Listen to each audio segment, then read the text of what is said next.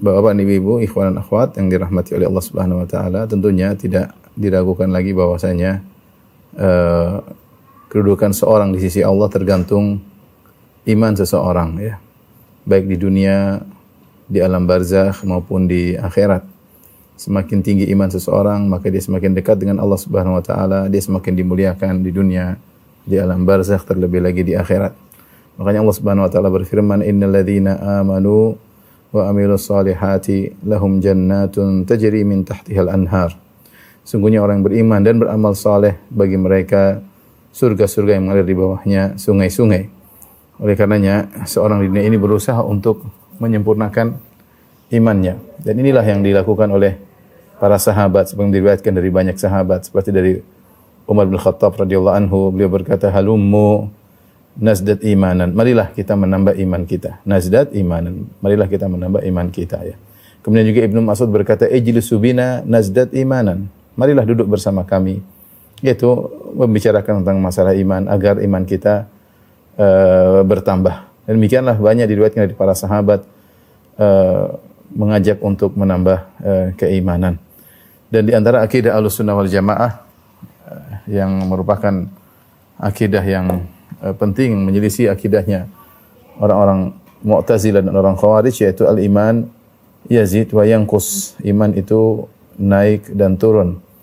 Yazid bit ta'ah wa yanqusu bil ma'siyah. Naik dengan ketaatan dan turun dengan kemaksiatan, ya. Jadi akidah Ahlussunnah, ya, al-iman yazid wa yanqus, ya. Iman itu naik dan turun, ya. Iman adalah naik kemudian dan turun. Naik dan turun. Kemudian naik yazid bi ta'ah. Naik dengan sebab naik dengan ketaatan. Kemudian wa yanqusu bil ma'siyah.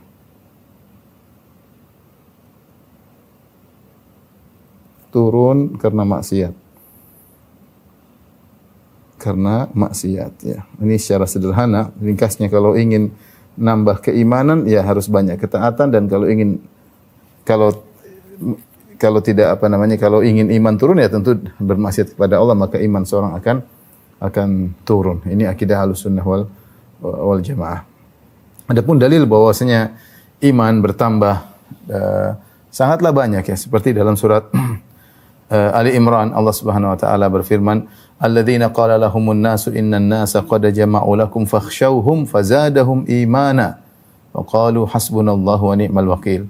Ketika Rasulullah SAW ditakut-takuti oleh kaum musyrikin dengan ada yang berkata, sungguhnya Abu Jahal, Abu Sufyan dan teman-temannya kaum musyrikin akan menyerang kembali kota Madinah, maka takutlah kepada mereka. Maka kata Allah Subhanahu wa taala, fazadahum imana. Ternyata orang-orang kafir yang menakut-nakuti kaum muslimin tersebut semakin menambah keimanan para sahabat. Wa qalu hasbunallahu wa ni'mal wakil. Dan mereka berkata, cukuplah Allah bagi kami dan dia sebaik-baik penolong. Di sini Allah mengatakan fazadahum imana. Ternyata orang kafir yang memberi rasa takut kepada kaum mukminin bukan menjadikan kendor iman mereka, bahkan fazadahum iman. Iman mereka bertambah. Ini menunjukkan bahwa iman bisa naik, dan semua yang bisa naik bisa turun. Demikian juga firman Allah Subhanahu wa taala dalam surat Al-Anfal, "Innamal mu'minuna alladzina idza dzukirallahu wajilat qulubuhum wa idza tuliyat 'alaihim ayatuhu zadatuhum imana wa 'ala rabbihim yatawakkalun." Kata Allah Subhanahu wa taala, orang beriman itu wa idza tuliyat 'alaihim, kalau dibacakan ayat-ayat Allah, zadatuhum imana, maka iman mereka bertambah. Mereka mendengar ayat-ayat Allah Subhanahu wa taala, ya. Mereka rindu mendengar ayat-ayat Allah Subhanahu wa taala. Ini menunjukkan bahwasanya iman bisa bertambah dengan sebab dibacakan ayat Allah Subhanahu wa taala. Demikian juga semisal ini dalam surat At-Taubah ayat 124, kata Allah Subhanahu wa taala, "Wa idza ma unzilat suratun faminhum man yaqulu ayyukum zadathu hadhihi imana." Kalau diturunkan suatu surat, maka di antara mereka, ya, ada yang berkata, siapa yang ayat ini menambah keimanan baginya? Fa ammal ladzina amanu fazadathum imanan. Adapun orang-orang yang beriman dengan turunnya surat-surat dari Al-Qur'an semakin menambah iman mereka, wa hum yastabsyirun, mereka semakin gembira. Semakin gembira ayat yang turun. banyak para sahabat begitu rindu kalau ada ayat-ayat yang turun, tambah keimanan bagi mereka. Karena setiap ayat yang turun ada risalah dari Allah Subhanahu wa taala menambah iman mereka. Kemudian juga Allah Subhanahu wa taala berfirman dalam surat Al-Ahzab, "Wa lamma ra'al mu'minuna al-ahzaba qalu hadza ma wa'adallahu wa rasuluhu wa sadaqallahu wa rasuluhu wa ma zadahum illa imanan wa taslima." Tatkala orang beriman melihat musuh sudah datang dalam perang Ahzab, itu kondisi yang sangat genting. Ternyata 10.000 pasukan datang sudah mengepung kota Madinah. Ya, ketika orang munafik mencela kaum mukminin, ya, mencela apa ini Muhammad hanya bohong. Muhammad bilang kita selamat, ternyata musuh datang begitu banyak. Tapi bagaimana orang beriman?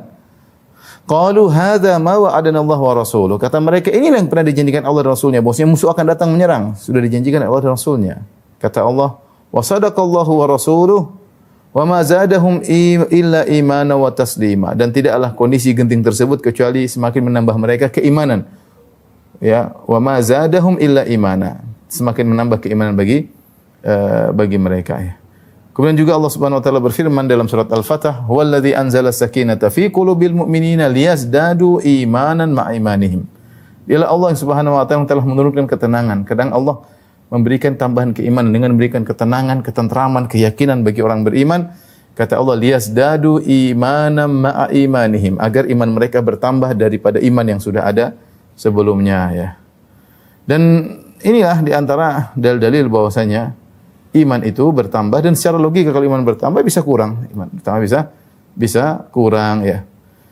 Demikian juga Allah Subhanahu wa taala menyuruh orang yang sudah beriman untuk beriman lagi. Allah berfirman, "Ya ayyuhalladzina amanu aminu billahi wa rasulih." Wahai orang yang beriman, berimanlah kepada Allah Rasulnya. Wahai orang yang beriman, berimanlah. Ditafsirkan oleh sebagian ulama, maksudnya tambahlah iman kalian, itu tetaplah dan tambahlah. Kalau misalnya ada orang sedang makan, ada tamu kita lagi makan, dia sedang makan, makanlah. Maksudnya apa? Tambah makannya. Kalau dia sedang makan, ketika seorang sedang makan, misalnya tamu di rumah kita sedang makan, lalu kita bilang sama dia, makanlah, berarti kita suruh dia tambah makan. Allah berfirman, "Ya ayyuhalladzina amanu aminu billahi wa rasulihi wal kitabil ladzi nazzala 'ala rasuli wal kitab alladzi anzala min qabl." Wahai orang yang beriman, berimanlah, tambahkanlah iman kalian kepada Allah dan Rasulnya, dan berimanlah kepada kitab alladzi nazzala 'ala rasulihi, Al-Qur'an yang Allah turunkan kepada Rasulnya. Di sini Allah perintahkan untuk menambah keimanan. Demikian juga tentunya saya tidak akan sebutkan semua ayat, tapi saya beri isyarat bahwasanya iman itu bisa bertambah. Dalam Al-Quran menunjukkan bahwasanya iman bisa bertambah. Demikian dalam hadis-hadis. Ya, dalam hadis-hadis Rasulullah SAW juga menyebutkan tentang iman itu bertingkat-tingkat, tidak sama. Ya. Kata Rasulullah SAW, "Yakhruju minan nari man qala la ilaha illallah wa fi qalbihi waznu sya'iratin min khair." Keluar dari neraka jahanam orang yang mengucapkan la ilaha illallah, dalam hatinya ada iman sebesar biji gandum. Wa yakhruju minan nar man qala ila Allah wa fi qalbi waznu burratin min khair. Dan di antara orang-orang di azab di neraka jahanam ada yang keluar imannya seperti mengucapkan la ilaha illallah dan imannya sebesar biji jagung. Biji gandum, ya. Kemudian Rasulullah SAW mengatakan, wa yakhruju minan nar man qala ila Allah fi qalbihi waznu dzarratin min khair.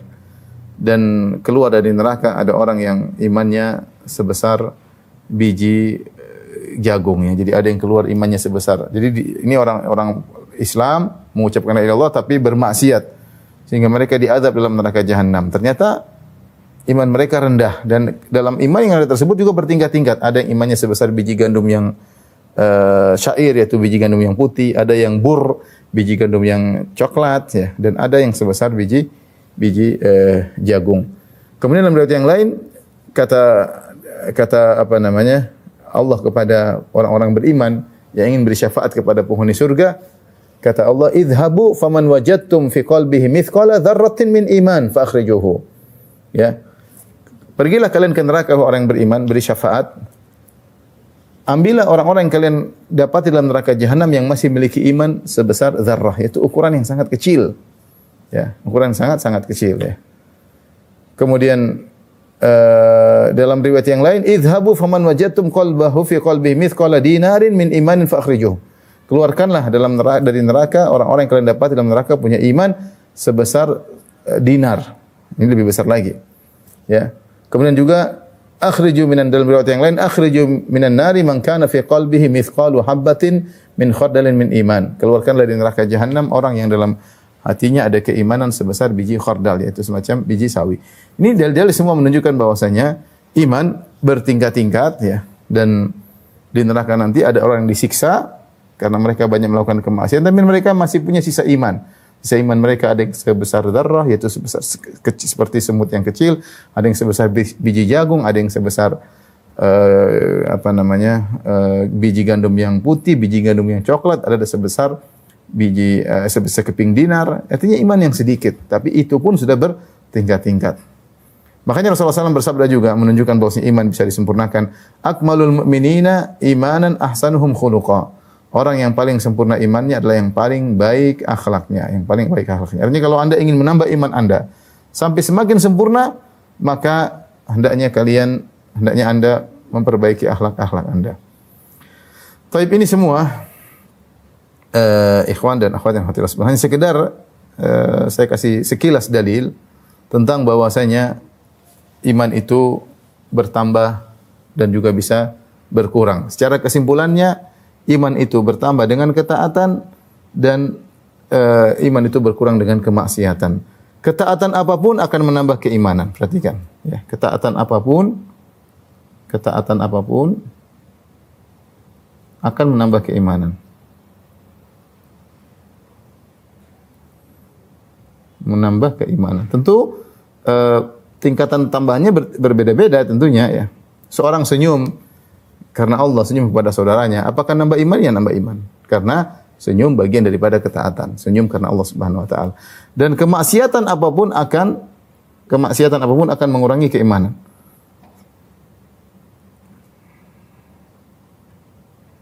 Akan mengurangi keimanan.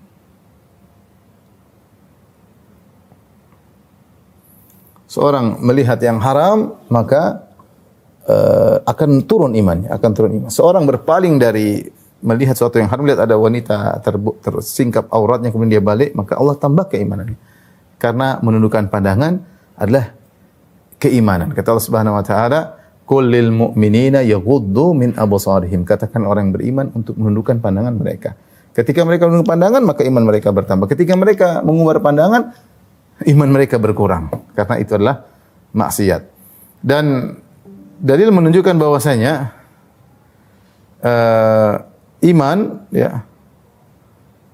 iman itu terdiri dari amalan hati, kemudian amalan lisan dan amalan jawarih. Dalam hadis, ya, iman itu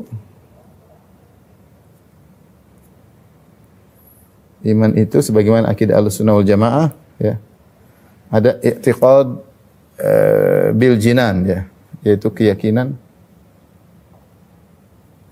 di hati. Kemudian al-qaul bil lisan, ya, perkataan. Kemudian al-amalu bil arkan, yaitu amal dengan anggota tubuh.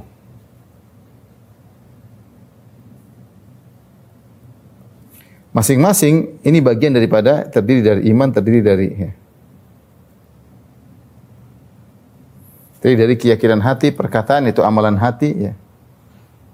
Amalan atau keyakinan di hati. Sehingga dalam satu hadis Rasulullah SAW bersabda tentang cabang-cabang keimanan, kata Nabi SAW, al-imanu bid'un wa sab'una syu'bah. Iman itu 70 sekian cabang atau 60 sekian cabang. A'laha la ilaha illallah, yang paling tinggi kalimat la ilaha illallah, wa adnaha imatatul adza 'anit thariq, dan yang paling rendah adalah menghilangkan gangguan dari jalan. Kemudian kata Nabi sallallahu alaihi wasallam, wal haya'u syu'batun min syu'abil iman, bahwasanya rasa malu adalah bagian dari keimanan. Dari sini kita tahu bahwasanya mengucapkan la ilaha illallah adalah amalan lisan. Menghilangkan gangguan dari jalan adalah amalan badan. Seorang berjalan kemudian dia angkat paku yang ada di tengah jalan atau botol atau beling yang ada di tengah jalan, dia pindahkan, ya. Kemudian wal haya'u syu'batun min syu'abil iman. Kemudian rasa malu adalah bagian daripada cabang dari keimanan. Nah, Kalau kita mau meringkas ketaatan, ketaatan semua yang ada tidak keluar dari tiga hal ini. Ada ketaatan terkait dengan hati, ada ketaatan terkait dengan perkataan, ada ketaatan terkait dengan amalan anggota tubuh. Contoh sederhana, ketaatan terkait dengan amalan hati misalnya membenarkan, tasdik, membenarkan. Ini amalan hati. Ya, at-tasdik. Dan ini bertingkat-tingkat tidak sama. Contoh sederhana, dalam menyikapi ayat-ayat Allah, menyikapi hadis-hadis Rasulullah SAW, orang tidak sama. Ada yang membenarkan dengan kuat dan ada yang membenarkan namun tidak kuat pembenarannya.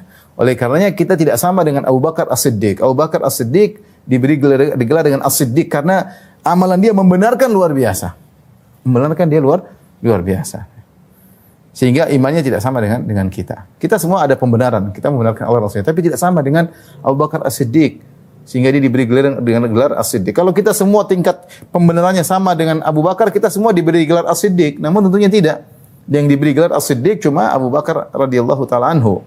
Ini menunjukkan bahwasanya pembenaran bertingkat-tingkat. Contoh lagi misalnya ikhlas. Ikhlas tidak sama antara satu orang yang lain. Ikhlas bertingkat-tingkat. Ada orang ikhlas luar biasa, ada yang ikhlas yang setengah-setengah. Tidak sama. Ada yang benar-benar hanya mikir akhirat, ada yang masih mikir akhirat bercampur dengan dunia. Ya, tidak sama. Yakin juga tidak sama. Ya. Apakah sama kita dengan orang yang telah mengalami ujian, berbagai macam ujian? Para sahabat mengalami ujian dengan berperang melawan musuh, kemudian ditimpa dengan ujian, kemudian perang. Ini orang imannya luar biasa. Dia telah tertempa dengan berbagai macam ujian. Tidak sama dengan kita yang duduk manis, cuma belajar, cuma baca teori. Tidak sama. Tidak sama seorang tatkala diberi ujian oleh Allah berulang-ulang dan dia kemudian lolos dalam ujian tersebut, lolos lagi, tidak sama. Keyakinan dia semakin tinggi. Ya. Tidak sama ketika terjebak dengan suatu urusan kemudian dia semakin yakin kepada. Lihat para sahabat. Kapan iman mereka bertambah? Dalam kondisi genting. Dalam kondisi genting iman mereka semakin bertambah. Ketika tadi dalam surat Ali Imran, alladzina qala lahumun nasu innan nasa qad jama'u lakum fakhshawhum fazadahum imana wa qalu hasbunallahu wa ni'mal wakil. Ketika para sahabat dalam kondisi terluka, Nabi juga dalam kondisi terluka setelah perang Uhud. Kemudian mereka ditakut-takuti oleh orang musyrikin. Orang musyrikin berkata bahwasanya Abu Sufyan dan pasukannya akan menyerang balik kota Madinah. Takutlah kepada mereka. Namun apa yang terjadi kepada para sahabat? Bukan takut.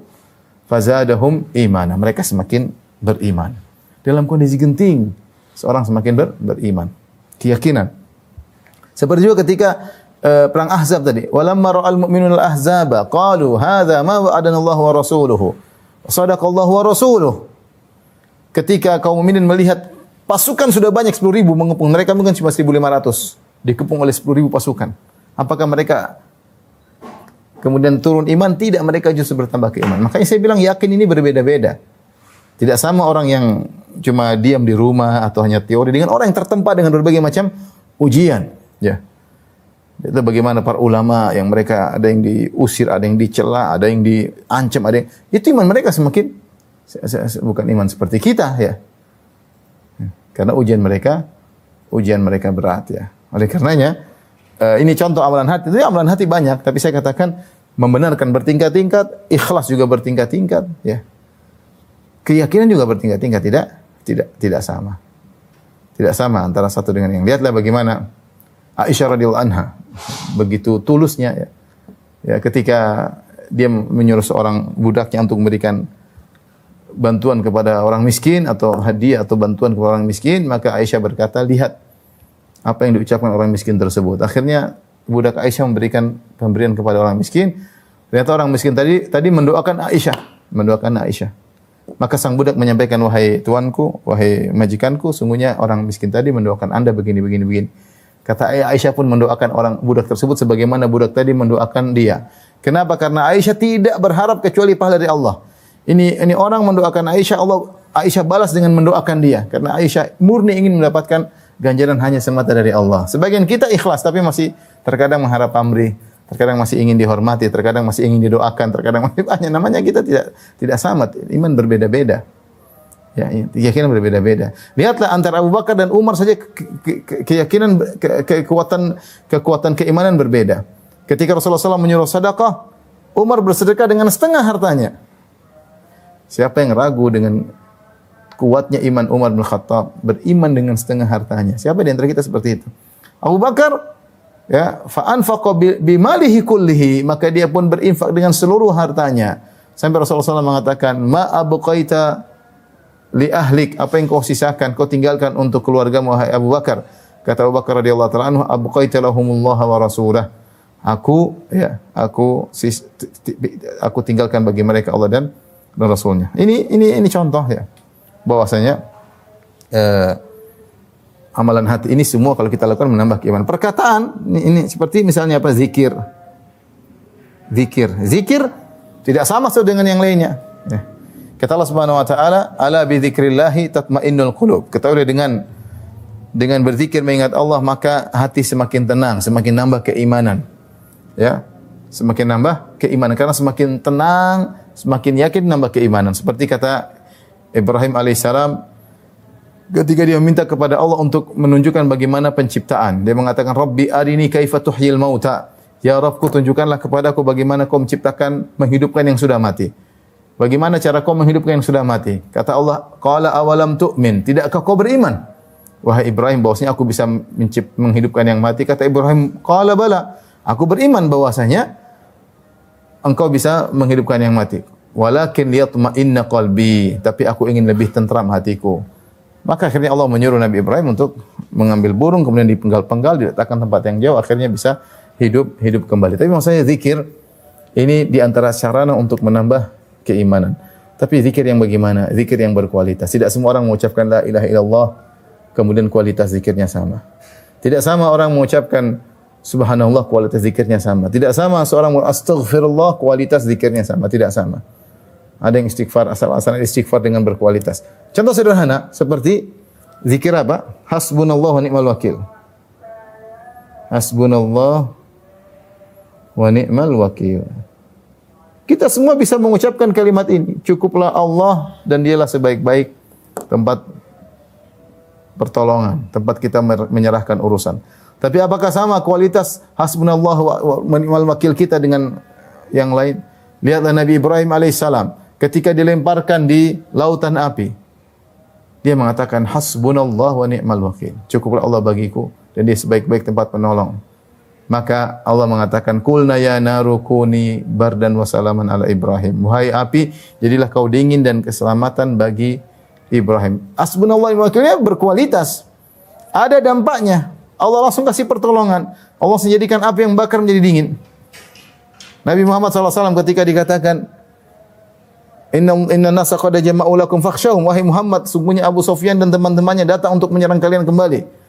Fazadahum imana, kata Allah semakin bertambah imannya Rasulullah dan para sahabat. Wa qalu hasbunallah wa ni'mal wakil. Mereka mengucapkan hasbunallah wa ni'mal wakil. Cukup Allah bagi kami dan dia sebaik-baik tempat penolong. Tidak semua orang mengucapkan hal ini. Betapa banyak orang tertimpa dengan berbagai masalah yang berat, kemudian dia mengucapkan dengan penuh keyakinan zikirnya hasbunallah wa ni'mal wakil, tapi berkualitas. Maka Allah kasih solusi. Dan betapa banyak orang mengucapkan hasbunallah wa ni'mal wakil, solusi tidak datang. Salahnya di mana? Kualitas zikir. Baca Quran, ya. Baca Al-Quran, apakah sama satu dengan yang lain? Tidak, ya. Ada orang baca Quran dengan kata sebagaimana kata Ibnu Mas'ud, khifu inda ajaibihi. Berhentilah pada keajaiban-keajaiban. Kalau baca pelan-pelan satu, nikmati. Ini apa ini? Masya Allah, ini apa sih maksudnya ayat ini? Tidak sama orang yang sekedar baca. Sama-sama dapat pahala, sama-sama nambah keimanan, tapi kualitas berbeda. Ya. Kualitas berbeda. Ya. Ini contoh menambah ketaatan dengan zikir. Adapun amal dengan anggota tubuh banyak ya, seperti ya kita sebutkan tadi salat misalnya, ini dengan anggota tubuh misalnya menghilangkan gangguan dari jalan sederhananya. Gangguan dari jalan. Ya misalnya bayar zakat. Ini semua amalan tubuh ya, amalan tubuh seorang bayar zakat. Apakah sama satu orang yang bayar zakat yang satu dengan itu tuh berbeda, tidak sama. Ada yang bayar zakat dengan dada yang lapang. Dia tahu bahwasanya zakat ini pahalanya besar. Dia nunggu saat-saat kapan dia bisa bayar zakat. Ada yang bayar zakat dengan terpaksa. Seakan-akan bayar zakat adalah bayar pajak. Seakan-akan dia merasa berat bayar zakat. Dia hitung dengan ketat. Dia tidak pingin ada satu yang kelebihan untuk dibayarin zakat. Beda-beda orang, tidak sama. Ada yang berlapang dada bayar zakat dengan penuh. Dia tahu ini pahalanya besar, dia bayar zakat. Baik kalau kita bicara salat. Tidak sama antara orang yang satu dengan yang lainnya. Sebagaimana Ibnu Taimiyah rahimahullah mengatakan, bisa jadi dua orang salat di saf yang pertama dengan gerakan yang sama, tetapi pahalanya beda antara langit dan bumi, satu dengan yang satunya khusyuk, satunya tidak khusyuk. Inilah maksud saya ingin menjelaskan bahwasanya iman terdiri dari amalan hati, kemudian ada ini amalan hati yang pertama, amalan hati, yang kedua perkataan, ketiga. Nah, kita bisa menambah keimanan dengan berbanyak cabang-cabang keimanan ini. Semakin banyak kita ketaatan, baik ketaatan dengan hati, ketaatan dengan perkataan, ketaatan dengan amal, maka kita bisa menambah iman kita. Sebagaimana pula iman bisa berkurang dengan maksiat yang kita lakukan. Maksiat hati, maksiat perkataan, maupun maksiat amal jawarih. Ya. Sebagaimana ada cabang-cabang keimanan, ada juga cabang-cabang kekufuran. Cabang-cabang kekufuran di antaranya maksiat kepada Allah Subhanahu wa taala. Maksiat kepada Allah Subhanahu wa taala. Nah, sekarang kita akan menyampaikan kiat-kiat untuk menambah atau sebab-sebab naik dan turunnya imannya. Ini sudah? Ya.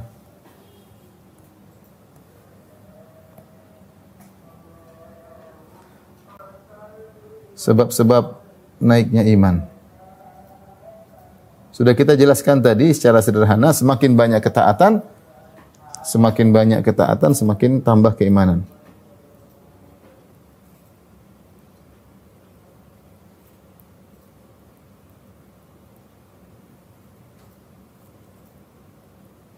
Namun di sana ada beberapa hal yang disebut oleh para ulama secara spesifik agar mudah menambah keimanan. Di antaranya pertama adalah menuntut ilmu agama. Orang menuntut ilmu agama, dia akan kokoh dalam imannya. Betapa banyak orang mudah futur, betapa banyak orang ragu karena tidak menuntut ilmu. Tapi menuntut ilmu, dia mudah nambah iman. Duduk di majelis ilmu, dia mendengar ayat Allah, dia menjelaskan tentang fikih dalam agama, dia mendengar hadis-hadis Rasulullah SAW, dia bertambah pola pikirnya, wawasan tentang agamanya semakin bertambah. Ini orang seperti ini, insya Allah kalau dia serius menuntut ilmu, susah futur menimpanya, susah. Kenapa? Karena dia cinta dengan ilmu. Ya. Ketika seorang belajar ya, maka tentunya beda ya dengan menuntut ilmu agama, ilmu kita atau wawasan kita tentang agama terperinci. Tentang Islam terperinci, menjadi lebih terperinci. Dan semakin terperinci semakin nambah iman.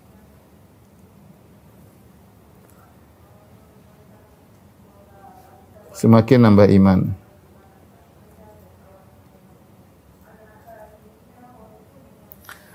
Tidak sama seorang yang mengetahui tentang malaikat, dia tahu tentang malaikat, tetapi dia tidak tahu secara detail tentang malaikat.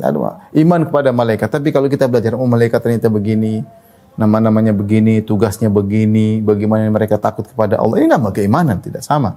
Dan orang hanya tahu secara global ya.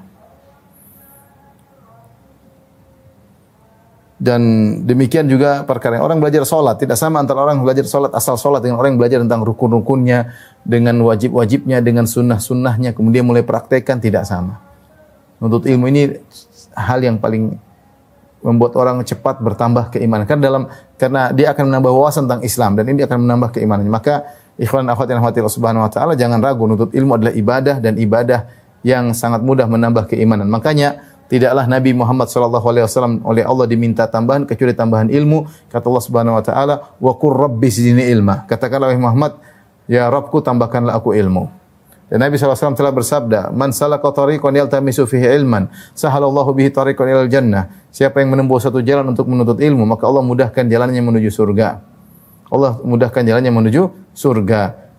Ini menunjukkan apa? Menuntut ilmu adalah jalan termudah menuju surga. Jalan termudah menuju surga di antara menuntut ilmu, karena setiap jalan yang kita tempuh untuk menuntut ilmu, Allah akan mudahkan jalan menuju surga. Sungguh indah menuntut ilmu. Dan Ibnu Mas'ud mengatakan, ilmu khasyatullah, ilmu adalah rasa takut kepada Allah Subhanahu wa taala. Seorang belajar agama, dia akan takut kepada Allah Subhanahu wa taala. Dia akan lebih paham syariat Allah Subhanahu wa taala. Dia lebih rajin untuk beribadah, dia semakin takut untuk maksiat dengan ilmu. Jadi di antara hal yang sangat cepat menambah keimanan adalah menuntut ilmu. Yang kedua, di antara hal yang sangat cepat menambah iman adalah membaca Al-Qur'an. Terutama di zaman kita, terutama di zaman medsos, ya. Di zaman medsos sekarang.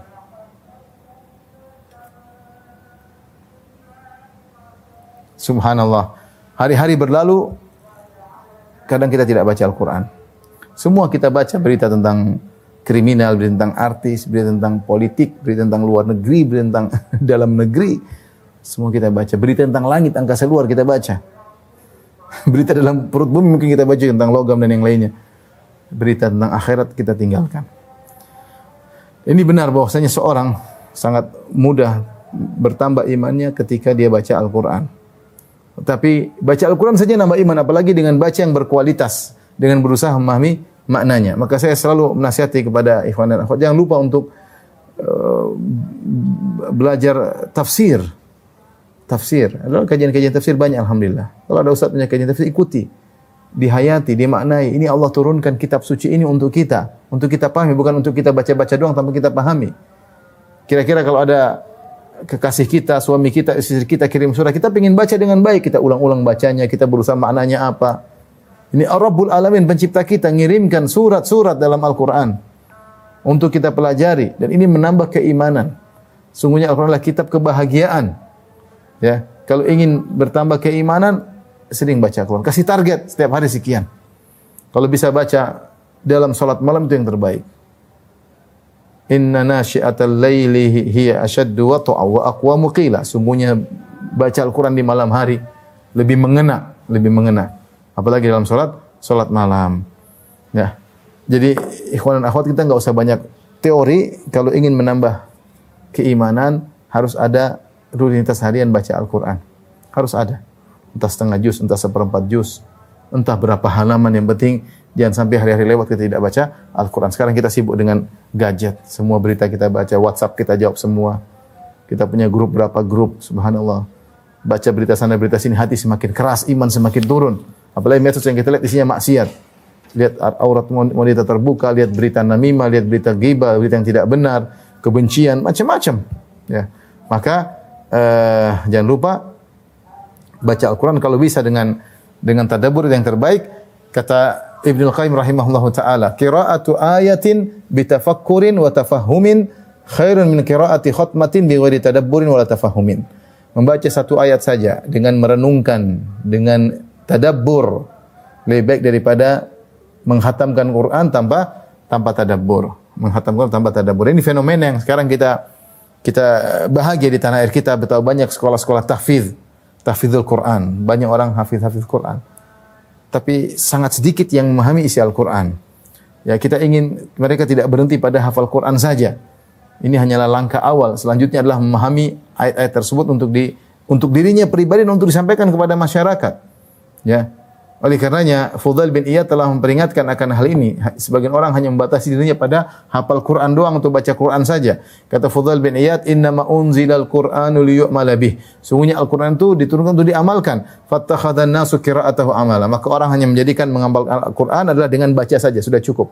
Sibuk dengan tajwidnya. Oke, itu bagus, sarana untuk kita semangat baca Quran, tapi bukan di situ tujuannya. Kita baca tujuannya kita pahami. Kita baca tujuannya agar kita bisa memahami, mentadabburi untuk kita amalkan. Ya. Subhanallah, saya baru ketemu dengan beberapa seorang guru Quran dari luar negeri ya, dan dia sudah main ke rumah dan dia sudah mengajar Quran mungkin puluhan tahun. Dia bilang, saya mendapati orang hanya hafiz saja, tidak merubah perilaku orang tersebut. Ya. Bahkan sebagian orang hafiz jadi kebanggaan, jadi sombong ya. Tetapi yang merubah mereka adalah ketika mereka memahami ayat-ayat tersebut. Ketika mereka memahami ayat-ayat tersebut, mereka berusaha merenungkan, mereka mentadabbur. Itu yang merubah akhlak seseorang. Ketika Al-Quran tersebut dipelajari, bukan cuma dibaca doang. Maka saya ingatkan di antara hal yang sangat mudah menambah keimanan langsung naik cepat adalah ketika kita baca Al-Quran dengan tadabbur, dengan tafakkur, dengan berusaha memahami maknanya. Kemudian yang ketiga,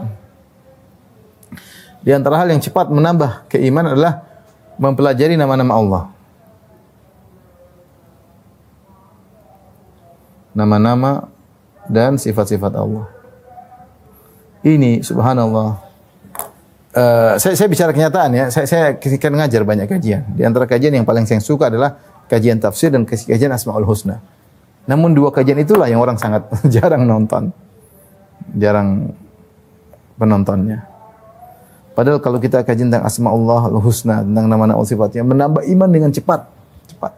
Karena kita sedang beribadah kepada Tuhan yang kita ingin berusaha mengenalnya. Kita ingin tahu Al-Halim maknanya apa, Al-Ghafur maknanya apa, Al-Ghalib maknanya apa, Al-Jabbar maknanya apa. Mungkin kalau saya tanya, mungkin belum tentu ada yang tahu ya. Kita pikir Al-Muhaimin maknanya apa. Kita ingin tahu, sehingga kita tahu Tuhan kita sifatnya seperti apa. Tak kenal maka tak sayang. Semakin kita mengenal nama-nama dan sifat-sifat Tuhan, kita semakin cinta kepada Allah Subhanahu wa taala. Ya, dan kita akan mengamalkan, membawa nama-nama tersebut dalam kehidupan kita sehari-hari. Ya. Seperti Al-Wakil, apa maknanya? Ya, ini penting. Namun saya katakan kenyataannya, kajian tentang Asmaullah Al-Husna tidak banyak yang mengikutinya. Paling ini antara sarana untuk cepat menambah iman. Ketika kita mengenal nama-nama Allah, kita kenal nama Allah, kita tahu maknanya Allah itu apa, Al-Ghafur, dan kita tanamkan dalam hati kita. Al-Halim, Asy-Syakur. Allah Subhanahu wa taala Asy-Syakur, membalas kebaikan hamba luar biasa ya. Kalau ada hamba berbuat baik, Allah balas dengan berlipat-lipat.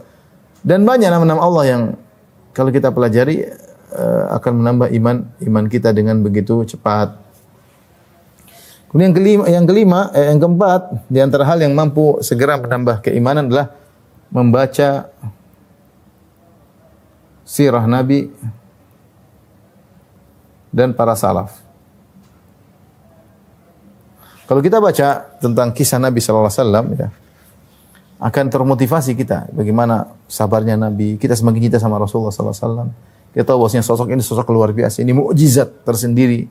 Sirah Nabi adalah mukjizat tersendiri. Siapa yang belajar siapa yang pelajari sirah kata Ibn Hazm, dia pasti masuk Islam. Karena sirah Nabi luar biasa. Bagaimana Allah mendesain kehidupan Rasulullah SAW dengan sempurna berbagai macam kondisi. Yang kita nanti kemudian hari bisa menganalogikan kondisi kita dengan kondisi Nabi SAW. Contoh saja sederhana. Bagaimana kondisi Nabi terhadap musuh-musuhnya, terhadap non-muslim, terhadap orang kafir. Ternyata Allah mendesain, subhanallah, kondisi Nabi dengan orang kafir bermacam-macam. Di Mekah, bagaimana kondisi Nabi ketika diintimidasi dalam kondisi lemah. Orang kafir menyiksa para sahabat, Nabi dihina, Nabi diganggu ya. Ya ada bagaimana kondisi ketika kaum muslimin lemah di tengah orang kafir.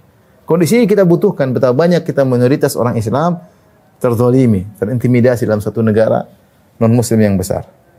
Bagaimana sikap yang seharusnya misalnya. Kemudian Allah juga menjadikan kondisi Nabi ketika Nabi sallallahu alaihi wasallam harus berperang dengan orang non muslim. Ada perang Badar, perang. Dalam peperangan tersebut berbagai macam juga kondisi. Terkadang bisa bertahan, terkadang bisa menyerang. Subhanallah. Allah meng-create sejarah Nabi luar biasa. Demikian juga ternyata ada namanya perjanjian Al-Hudaybiyah. Ternyata Nabi SAW juga bisa berdamai dengan non-muslim. Terjadi gencatan-senjata selama 10 tahun sehingga mereka berinteraksi. Luar biasa, ada kondisi seperti itu. Ini terhadap semua non-muslim. Kemudian juga ternyata Allah mendesain Nabi SAW ternyata di Madinah, Rasulullah SAW bertetangga dengan orang Yahudi.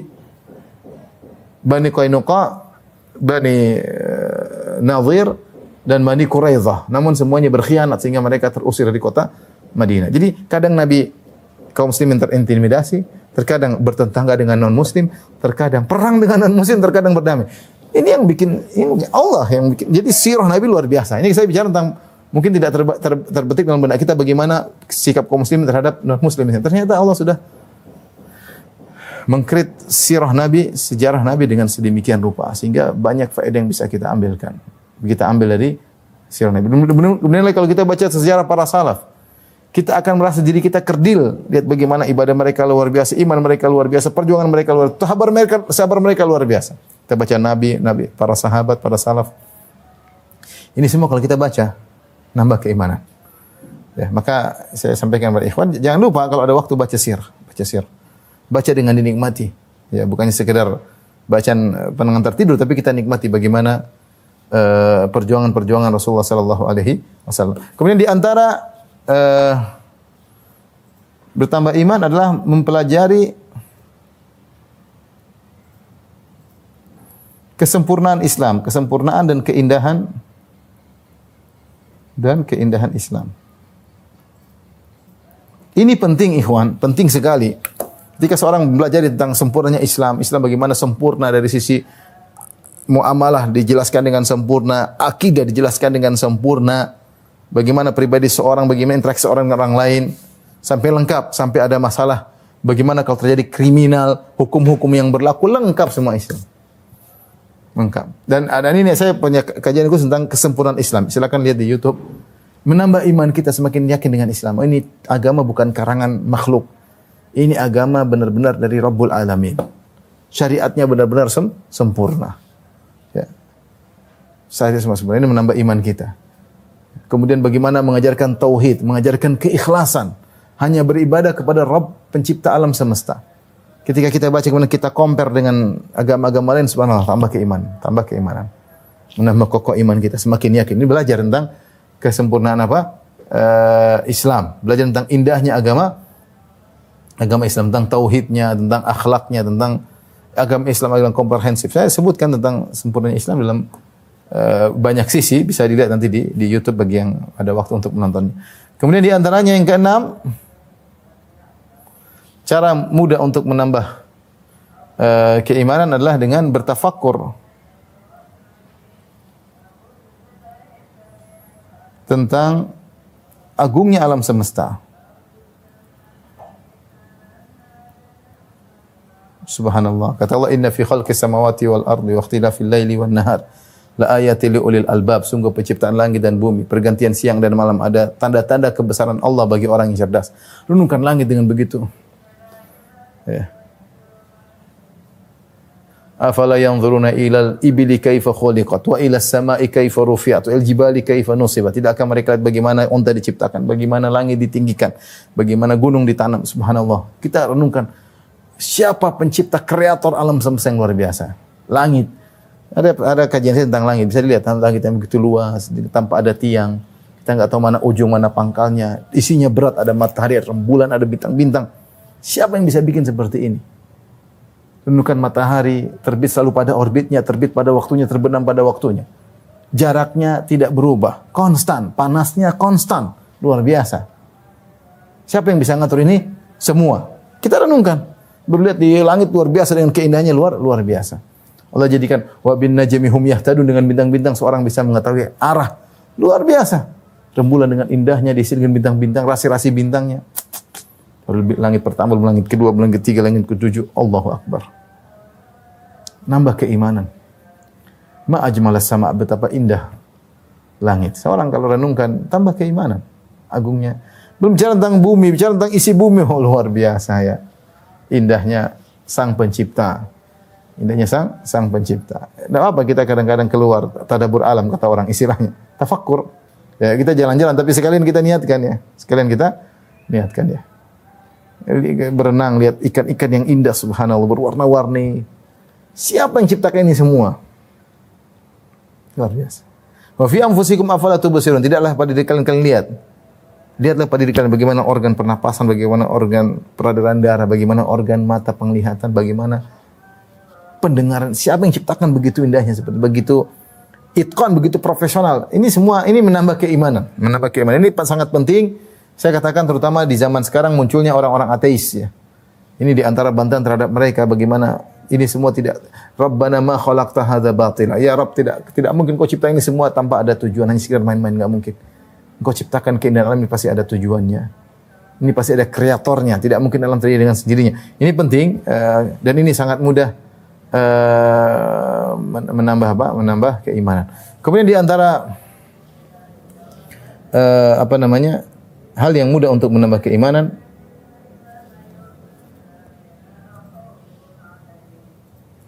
adalah perhatian terhadap amalan hati.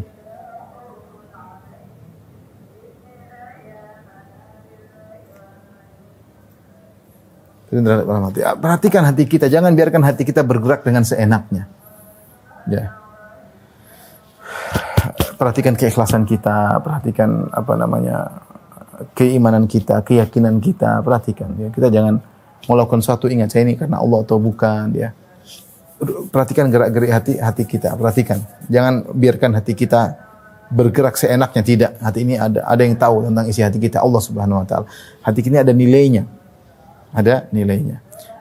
Kemudian kalau kita bertemu dengan seorang, kita ngobrol, cek kalau kita ngobrol sama dia, duduk sama orang, apakah iman kita bertambah?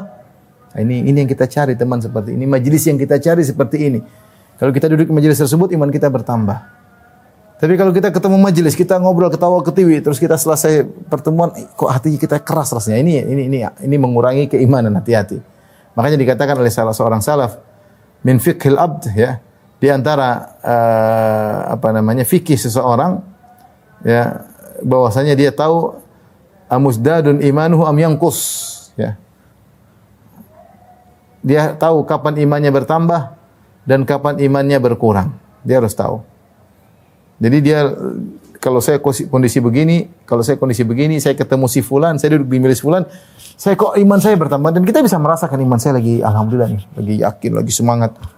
Dan dia harus tahu kapan imannya berkurang. Ketemu si fulan, iman saya berkurang. Duduk di majelis seperti, iman saya berkurang. Jangan biarkan dia bergerak tanpa memperhatikan gerak-gerik hatinya. Jadi perhatikanlah gerak-gerik hati, dan ini sangat penting dalam menambah keimanan kita. Inilah ikhwan dan akhwat yang rahmati Allah Subhanahu wa taala. Tentunya kalau kita bicara tentang sebab-sebab naiknya iman sangat banyak, ya. Dan setiap ketaatan menambah keimanan, ya. Setiap ketaatan menambah. Tapi ini di antara hal-hal yang mungkin bisa kita rutinkan agar kita bisa bertambah keimanan dengan cepat. Dan tadi saya sudah singgung bahwasanya di antara hal yang sangat mudah menambah keimanan seorang, tatkala Allah kasih dia ujian. Allah kasih dia ujian, dia mempraktekkan dalam kehidupannya. Bagaimana dalam kondisi sulit, kemudian dia berdoa, kemudian dikasih solusi oleh Allah. Ini sangat cepat tambah keimanan. Dia berhusnudzon kepada Allah, tiba-tiba Allah kasih solusi. Ini sangat cepat nambah keimanan. Makanya tadi kita sebutkan, para sahabat bertambah keimanan justru dalam kondisi-kondisi genting.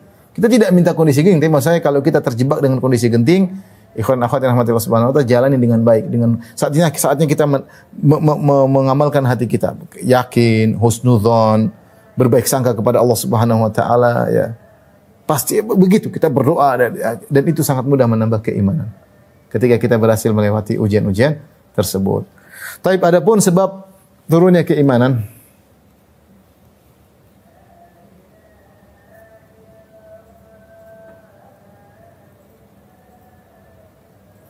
disebabkan ada dua, ada namanya faktor eksternal, faktor internal. Faktor eksternal yaitu apa? Syaitan dan lingkungan. Faktor internal adalah hawa nafsu. Ini hati-hati, ya. Yang ini semua mengantarkan kepada maksiat, membawa kepada maksiat.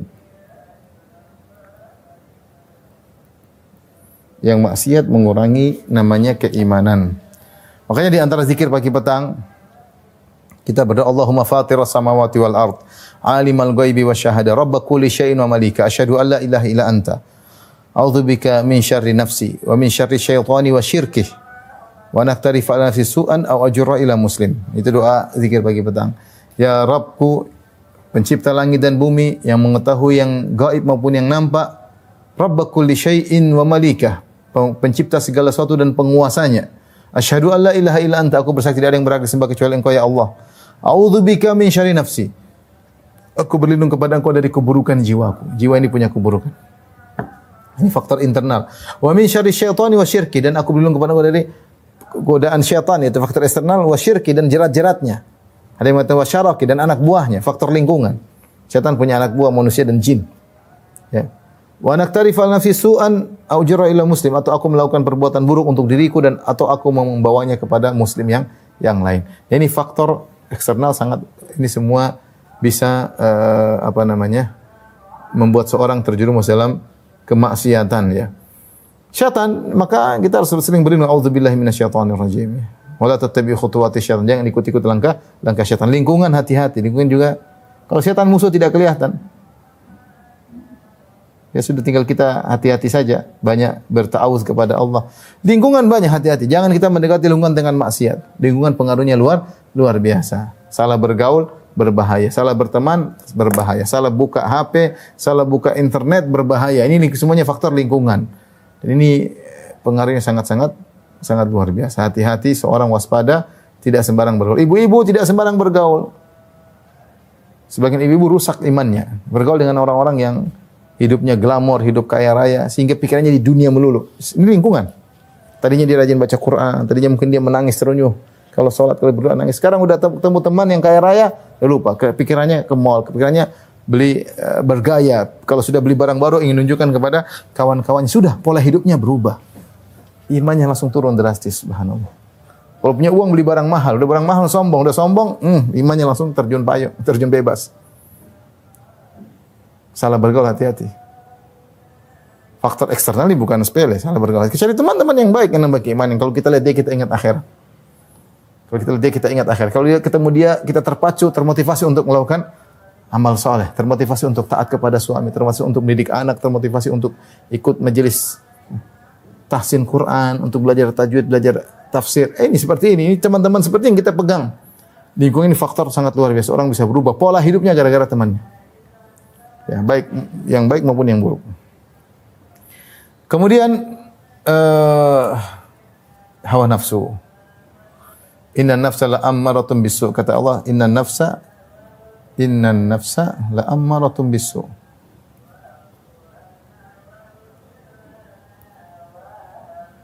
La ammaratun bisu'i illa man rahimah rabbi. Sungguhnya jiwa itu memerintah kepada keburukan.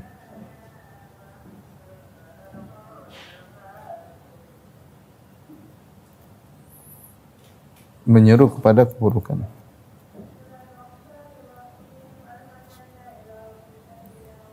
Maka kita harus berlindung tadi dalam zikir pada petang kita baca a'udzubika min syarri nafsi. Ya Allah, aku berlindung kepada Engkau dari keburukan jiwaku. Di antara kalau Nabi SAW berkhutbah, Rasulullah mengatakan innal hamdalillah nahmaduhu wa nasta'inuhu wa nastaghfiruh wa na'udzubillahi min syururi anfusina wa na'udzubillahi min syururi anfusina. Ya Allah, aku berlindung dan kami berlindung kepada Allah dari keburukan jiwa-jiwa kami. Ini penyakit dalam kita kadang lihat keburukan orang, kita ternyata punya penyakit dalam jiwa kita. Jiwa ini punya penyakit yang ngajak kita untuk dongkol, yang ngajak kita untuk hasad, ngajak kita untuk riya, ngajak kita untuk bermaksiat. Jiwa ini. Ada dalam doa Nabi SAW, Allahumma alhimni rusydi wa qini syarra nafsi. Ya, di antara doa Nabi SAW, Allahumma alhimni rusydi wa qini syarra nafsi. Ya Allah, ilhamkanlah kepadaku kebenaran rusdi dan lindungilah aku dari keburukan jiwaku. Bahayanya jiwa ini, bikin ujub, bikin riya, bikin sombong, jiwa semua. Merendahkan orang lain jiwa. Makanya hati-hati, jangan meleha-lehakan jiwa. Jangan meleha-lehakan apa? Jiwa. Di antara kemarin saya baru bahas tentang 20 sebab kenapa kita harus memaafkan. Ibnu Taimiyah rahimahullah menyebutkan, kalau jiwa kita mau balas dendam, kita tundukkan, kita memaafkan. Kita lawan jiwa kita. Jiwa kita ini tadinya ingin menguasai kita, dia enggak bisa. Karena kita sudah tundukkan. Kapan jiwa itu memberontak? Ketika kita dizalimi, kita pingin balas. Bahkan kalau kita bisa balas dengan lebih, kita pingin. Jiwa seperti itu. Tapi kita lawan, tundukkan. Ya, kita bisa mengontrol jiwa itu bisa kita kontrol. Makanya para ulama melarang untuk dengar-dengar musik. Apa kata Ibnu Mas'ud? Al-ghina yumbitun nifaq. Bahwasanya nyanyian, musik-musik menumbuhkan kemunafikan. Saya renungkan tentang perkataan ini. Kenapa menumbuhkan kemunafikan? Karena jiwa dibuat berleha-leha, bersenang-senang dengan musik, kita fly, kemudian akhirnya dia biasa dimanja, dia ngajak yang lain-lain nanti. Pengen dimanja dengan khamar, pengen dimanja dengan nonton yang enggak benar, pengen dimanja dengan dimanja. Akhirnya dengan zina, musik mengantarkan pada zina, musik mengantarkan pada khamar, musik dengan akhirnya gitu, pingin dimanja. Karena akhirnya menimbulkan kemunafikan. Itu perkataan Ibnu Mas'ud radhiyallahu taala. Maka jangan kita biasakan meleha-lehakan jiwa. Jiwa ini punya keburukan. Kalau kita tidak kontrol, dia keluar keburukan. Tapi demikian saja ikhwan dan akhwat yang rahmati Allah Subhanahu wa taala. Akhirnya kita hanya bisa berdoa kepada Allah, semoga Allah menambah keimanan kita. Di antara doa, Allahumma habbib ilainal iman wa zayyinhu fi qulubina wa karrih ilainal kufra wal fusuq wal isyan waj'alna minar rasyidin. Ya Allah, indahkanlah iman dalam hati kami dan hiasilah iman dalam hati kami dan jauhkanlah, buatlah kami benci terhadap kekufuran, kemaksiatan dan kefasikan, ya. Dan jadikanlah kami termasuk orang-orang yang lurus, ya. Kata Nabi SAW, innal iman la yakhlaqu fi jawfi ahadikum kama yakhlaqus thawb fas'alullaha an yujaddida imanakum. Sungguhnya iman dalam diri kalian bisa, apa namanya, kalau baju sudah lama namanya Pak, lusuh, jadi lusuh. Iman itu bisa lusuh seperti baju yang jadi lusuh, ya. Maka mintalah kepada Allah agar Allah memperbarui imanmu. Ya, kita berdoa, Allahumma jaddid imani. Ya Allah, perbaikilah imanku. Ya Allah, tambahkanlah imanku, ya. Karena iman kita lama dengan berjalan waktu, dengan apa yang kita lihat, dengan apa yang kita dengar, iman kita semakin turun. Kalau kita tidak melakukan sebab-sebab bertambah, iman kita semakin turun. Tiba-tiba kita meninggal dalam kondisi iman yang turun, wal iyadzubillah. Ingat, kebahagiaan seorang di dunia sesuai dengan kadar keimanannya. Kebahagiaan seorang di alam barzah sesuai dengan kadar keimanannya. Kebahagiaan seorang di akhirat dengan kadar keimanannya. Apapun kondisi di dunia ini, kalau iman kita kuat, insya Allah ada cercah kebahagiaan. Adapun kesenangan yang kita miliki sebanyak apapun, kalau iman kita enggak ada, kita sengsara, yakin.